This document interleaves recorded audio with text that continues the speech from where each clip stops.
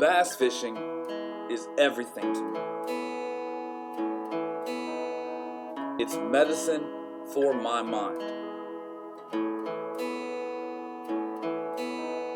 It doesn't matter if I'm catching 100 fish or 0 fish. Just being out there is my happy place. I was bred for bass.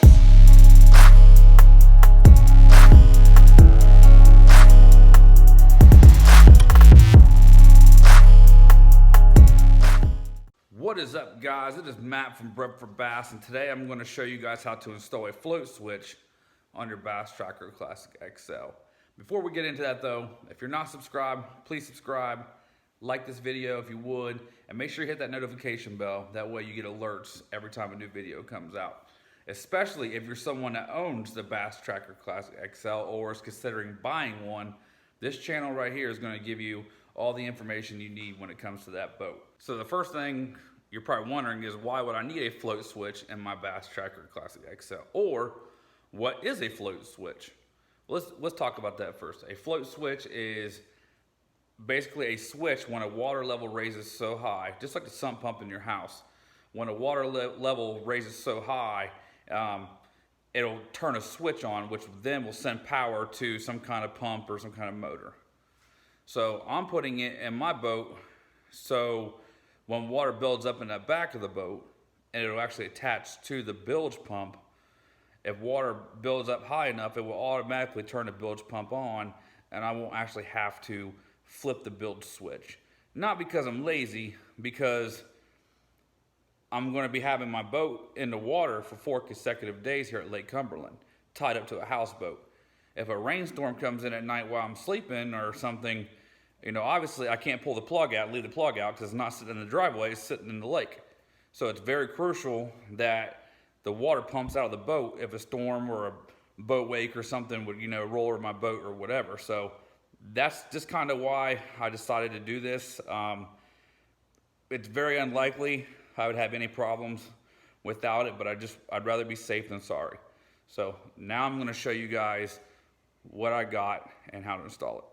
All right, guys, the switch I'm going to be installing is called an SPX Flow, and it's made by Johnson. And the reason I got this switch is because it actually attaches directly to the pump that comes in our boats, essentially. So when you get the package, it'll come with this little plate that you can mount anywhere in the boat, but we don't need that because this is actually has a spot to mount right on the pump in the Bass Tracker Classic XL. All right, so if you're looking down at the pump, right here on the back of the float switch, you can see this little notch right here.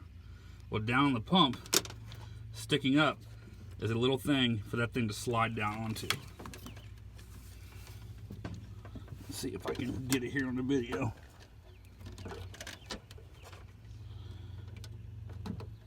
Just like that. It slides right down on it, and that'll hold it there. Then now, we just gotta wire it in. All right, so getting into the wiring, first thing we're gonna do is we're gonna wire up the pump. So coming off our pumps, we have a brown wire and a black wire. The brown wire is the positive, and the black is the negative. On the float switch itself, we have 2 brown wires. One has a white stripe on it, and that is the positive. So we're gonna have to take the brown with the white stripe, the positive, put an inline fuse holder into it, and take it directly to the battery over there.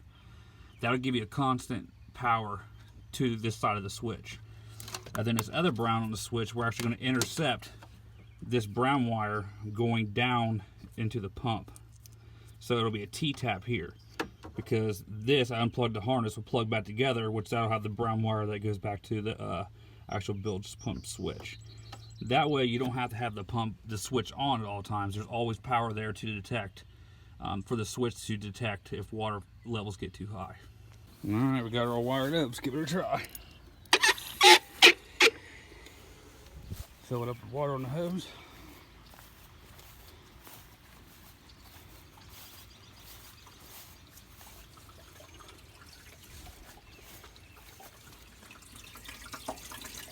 Eventually, it should kick on automatically if we did it right.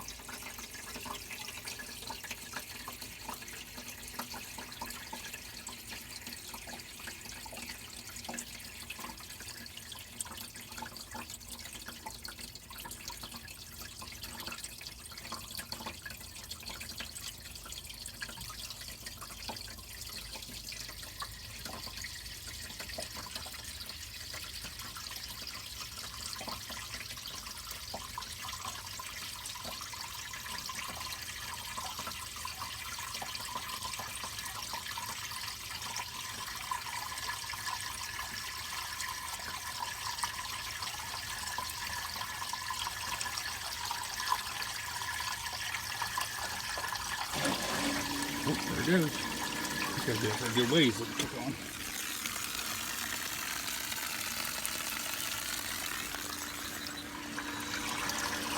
Oh, so it kicked on automatically. Hell yeah. Well, guys, it worked. It wasn't the first attempt, but it worked. The first attempt, I actually took the wire from the float switch that was supposed to go to the positive on the battery. I accidentally took it to the negative on the battery, just not paying attention. But we got it working now, so all good there. If you need any more information on it, just let me know. I know I kind of breezed through the wiring process pretty quickly. It was just because I didn't have a way to hold my phone to take the video while making the wire connections.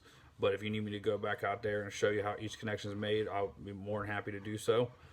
The way that switch works is it basically has two little round sensors on it, and you can see them on the face of it. And when the water gets up past the second one, it'll cause that switch inside there to close and send power to the bilge pump.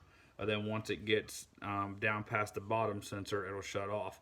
I think the package said once it reaches a level of 2 inches of water or more, it pumps the water out.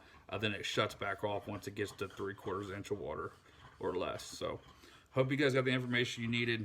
I hope this video helps somebody. Let me know if there's anything I can do to help, and keep a lookout for the next video, guys. It'll be coming soon. Appreciate you watching, and I'll talk to you later.